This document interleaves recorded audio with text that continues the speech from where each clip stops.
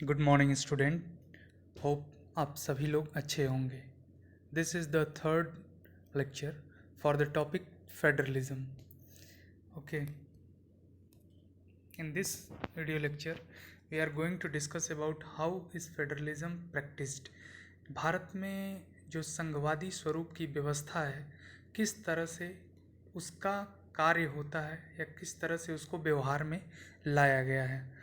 तो इसमें देखेंगे democratic politics and success of federal experiment in India. जो ये संघवादी प्रयोग हुआ था वो डेमोक्रेटिक पॉलिटिक्स के नाते सक्सेस हुआ। ये डेमोक्रेटिक पॉलिटिक्स क्या थी? इसमें दो बेसिक बातें थी।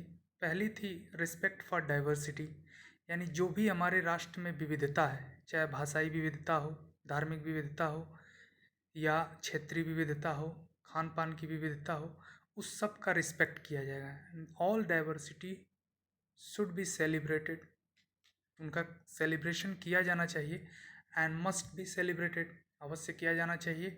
That's why we would manage to accommodate our diversity. तो यही हुआ, हमारे संविधान ने बहुत सारे फंडामेंटल राइट दिए, उसके थ्रू हमने मैनेज किए। उसके अलावा पावर शेयरिंग के साथ हमने मैनेज किया डाइवर्सिटी को, जैसा कि पिछले लेक्चर में हम पढ़े। उसके बाद दूसरा पॉइंट है डिज़ायर फॉर लिविंग टुगेदर्स, यानी एक जो साथ रहने की भावना थी, उसने भी फेडरल एक्सपेरिमेंट को सफल बनाया। ठीक, यहाँ पे आप देखेंगे कि इस डाइवर्सिटी को सक्सेस करने के लिए या प्रैक्टिस में लाने के लिए फेडरल सिस्टम में सबसे बड़ा जो चैलेंज इंडिया के सामने था वो था linguistic states. This is a map of 1947 in India in 1947, 1947 के भारत का मैप है ये। इसमें आप देखेंगे कि कोई उस जैसा आज जैसा जो स्टेट है उस तरह के स्टेट इसमें नहीं है। जैसे एक और मैप साथ में है, ये मैप है। इसमें आप देखेंगे कि भारत के 28 राज्य, 8 केंद्र शासित प्रदेश और सबकी सीमाएं निर्धारित हुई हैं। सारे स्टेट्स की बाउंड्री क्लियर हैं। लेकिन इस तरह की व्यवस्था 1947 में नहीं थी, क्योंकि बहुत सारे प्रिंसली स्टेट थे, यानी ऐसे स्टेट जिस पे राजा महाराजा शासन करते थे और उनकी साइज़ भी डिफरेंट डिफरेंट थी। जैसे यहाँ पे आप देख सकते हैं हैदराबाद राज्य है, इसकी साइज़ बड़ी है। उसी प्रकार एक बॉम्बे राज्य है, इसमें दोनों था शामिल, गुजरात और बॉम्बे दोनों। जबकि कुछ तो इतने छोटे छोटे थे जैसे जिसमें केवल 10 से 20 गांव थे, इतनी छोटी रियासतें थीं। ठीक, तो सबसे बड़ा जो मांग उभरी लोगों के द्वारा कि एक लिंग्विस्टिक स्टेट यानी भाषाओं के आधार पर राज्यों का गठन किया जाए। शुरू में गवर्नमेंट ऑफ इंडिया ने इसको डिनाई किया, लेकिन ये मांग बढ़ती गई और 1953 में ही आंध्र प्रदेश के एक आंदोलनकारी श्री राम पट, पट्टी श्री रामलू नाम के एक क्रांतिकारी थे और गांधीवादी विचारधारा के समर्थक भी थे। वो धरने पर बैठ गए और 53 दिन के आंदोलन के बाद उनकी डेथ हो गई और ये आंदोलन हिंसक होता जा रहा था। तो उसके बाद सबसे पहला स्टेट जो इंडिया में गठित हुआ, आंध्रा स्टेट, तेलुगु भाषा के आधार पे तमिलनाडु, उस समय जो मद्रास राज्य था उससे पृथक करके अलग करके एक नए स्टेट का गठन हुआ जिसका नाम आंध्र प्रदेश दिया गया। ठीक, इसी प्रकार ये प्रक्रिया विधिवत रूप से यानी through law 1956 a law has been passed by our parliament named as state reorganisation act 1956, 1956 के राज्य पुनर्गठन अधिनियम के द्वारा राज्यों की गठन की व्यवस्था की गई। और इस अधिनियम में क्या क्या व्यवस्था किए गए? इस अधिनियम था state boundaries were created on the basis of language, culture, ethnicity और ज्योग्राफी। और इसके आधार पे तब से लेके आज तक राज्यों की संख्या बढ़ी ही है, कभी कभी कम भी हुई है। लेकिन अगर देखा जाए 47 से आज तक तो संख्या धीरे धीरे बढ़ी ही है। अभी हाल में 14 में एक तेलंगाना राज्य गठित हुआ। उसके अलावा एथनिसिटी के बेस पे नागालैंड राज्य गठित हुआ। ज्योग्राफी के आधार पे आपका उत्तराखंड और झारखंड राज्य का गठन हुआ। इस प्रकार मतलब वेरियस फैक्टर को कंसीडर किया गया गवर्नमेंट द्वारा, और जैसा जैसा डिमांड था और जैसी जैसी सुविधाएं थी उस आधार पर राज्यों का गठन हुआ। उस प्रकार प्रिंसली स्टेट जो 565 थे उनको ऑर्गेनाइज किया गया। फिर उनका स्टेट्स में विलय किया गया, फिर धीरे धीरे स्टेटों की संख्या बढ़ते बढ़ते आज 28th हो गई है। ठीक। दूसरा जो चैलेंज था वो हमारे फेडरल सिस्टम में, वो था लैंग्वेज पॉलिसी की। ये एक मैप है, इस पे ब्रॉडली आप देख सकते हैं कि किस प्रकार विभिन्न भाषाओं के मेन भाषाएं जो हैं, ऐसा नहीं इंडिया में केवल इतनी ही भाषाएं हैं। अब जैसे ये हिंदी का बेल्ट है, लेकिन इसमें भी कई बोलियां बोली जाती हैं, लेकिन उसका यहाँ इम्पोर्टेंस नहीं है। मेजर जो लैंग्वेज ग्रुप है वो ये हिंदी, गुजराती, मराठी, तेलुगु, कन्नड़ा, मलयालम, तमिल, बंगाली, उसके अलावा नॉर्थ ईस्ट की कई सारी भाषाएं हैं, कश्मीरी, पंजाबी। तो एडमिनिस्ट्रेशन को सक्सेस बनाने में लैंग्वेज का रोल बड़ा इम्पोर्टेंट होता है कि किसी नेशन का लैंग्वेज कौन सा होगा, वहाँ के ऑफिस में या वहाँ के ऑफिशियल वर्क जो है किस लैंग्वेज में किए जाते थे। तो ये इंडियन फेडरल सिस्टम के समक्ष भी ये प्रश्न आया, यूनियन के समक्ष, तो इसको कैसे हल किया जाए। तो इसमें भी बहुत सारे राज्यों का ये विरोध था कि अगर हम हिंदी को एक राष्ट्रीय भाषा बना देंगे तो हिंदी क्षेत्र का एक तरह से डोमिनेंस इस्टेब्लिश हो जाएगा, यानी प्रभुत्व स्थापित हो जाएगा पूरे भारत में, और सारी नौकरियां हिंदी वाले क्षेत्रों की तरफ चली जाएंगी। तो उस डोमिनेंस को रोकने के लिए और डाइवर्सिटी को रिस्पेक्ट करने के लिए यहाँ पे हमारे लैंग्वेज में भी कई डेमोक्रेटिक पॉलिसी को कंसीडर किया गया। क्या थी वो कि नो नेशनल लैंग्वेज। पहले तो भारत की कोई एक राष्ट्रीय भाषा नहीं होगी, आज भी हमारी कोई एक राष्ट्रीय भाषा नहीं है। हमारी मातृभाषाएं भी कई हैं, उसके अलावा ऑफिशियल लैंग्वेज भी है। तो मातृभाषा वो भाषा होती है जो हम जन्म के साथ या माता से अपने सीखते हैं। जब बच्चा पैदा होता है तो सबसे पहले लैंग्वेज अपने माँ बाप से सीखता है, माँ से सीखता है मूलतः। तो जिस भाषा को अपने माँ से सीखता है, अपने परिवार से सीखता है, उसी को हम मदर टंग या मातृभाषा कहते हैं। तो बहुत सारी मातृभाषाएं भी हैं भारत में, उसमें एक मातृभाषा हिंदी भी है। तो उसको नो नेशनल लैंग्वेज यानी किसी नेशनल लैंग्वेज के कॉन्सेप्ट को कंसीडर नहीं किया गया। उससे क्या हुआ कि हिंदी का विरोध रुका। दूसरी चीज़, Hindi and English as official language, Hindi और इंग्लिश दोनों को ऑफिशियल लैंग्वेज के रूप में एक्सेप्ट कर लिया गया कि भारत सरकार का जो काम होगा वो इन दो लैंग्वेज में होगा। और स्टेट के जो कम्युनिकेशन होंगे इंडिया में, तो जो हिंदी बेल्ट होगा उनके साथ हिंदी में भी हो सकता है और इंग्लिश में भी हो सकता है, बाकी स्टेट्स के साथ इंग्लिश में कम्युनिकेशन होगा।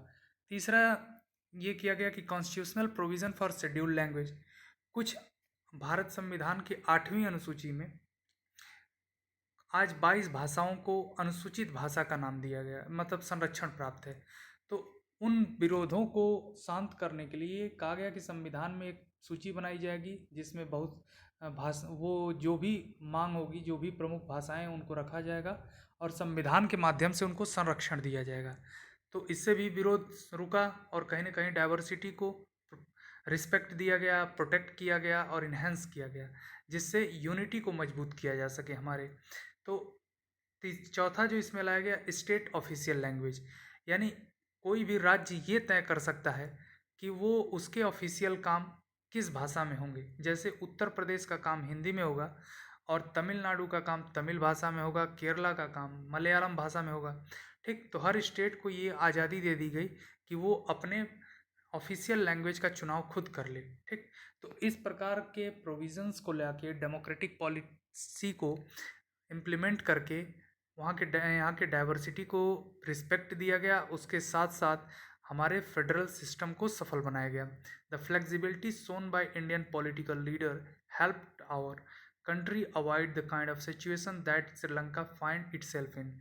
श्रीलंका में हम एक उदाहरण पढ़ चुके हैं कि वहाँ पे मेजोरिटोरियम गवर्नमेंट आई, सिंगला लैंग्वेज को प्रमोट करना शुरू की और कॉन्स्टिट्यूशन में ऐसे सारे बदलाव किए कि जिससे वहाँ के जो नॉन सिंगला ग्रुप थे, चाहे तमिल हो चाहे और जो मुस्लिम ग्रुप्स हैं, जो और भी एथनिक ग्रुप थे, उनको डिनाई किया गया, उनके राइट्स को, उनके पहचान को एक तरह से नकारा गया।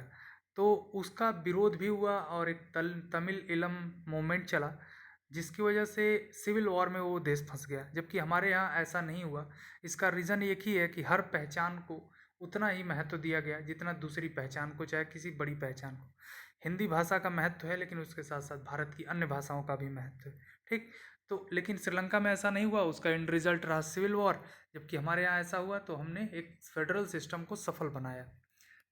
उसके बाद अगला जो आपका स्लाइड है वो है ये, these are the language that has been mention in our constitution as a scheduled language. 22 भाषाएं हैं, इनमें 22 भाषाओं का एक बार आप नाम पढ़ लीजिएगा, कोई याद करने की इसकी ज़रूरत नहीं है, ठीक। उसके बाद अगला है सेंटर स्टेट रिलेशन। सबसे फेडरल सिस्टम में सबसे मूल बात होती है कि division of power between states and centre. तो उस पावर को कैसे किया गया, कॉन्स्टिट्यूशन के माध्यम से किया गया।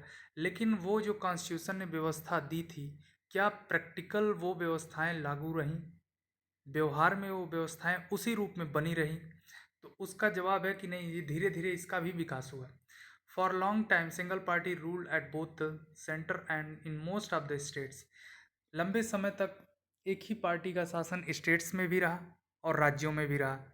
तो इससे एक विवाद नहीं उभरा या शक्तियों को लेकर संघर्ष नहीं उभरा। क्यों? क्योंकि सेंट्रल में जो पार्टी रहती है और स्टेट में भी उसी पार्टी की सरकार रहती है, तो सेंट्रल वाली पार्टी एक तरह से पेरेंट पार्टी बन जाती है, और जो स्टेट पार्टी होती है वो एक तरह से एजेंट पार्टी बन जाती है, यानी उसका एक एजेंट बन जाती है, और जो भी ऊपर से निर्देश होता है वो फॉलो करने लगती है। लेकिन autonomy of the state government has been compromised.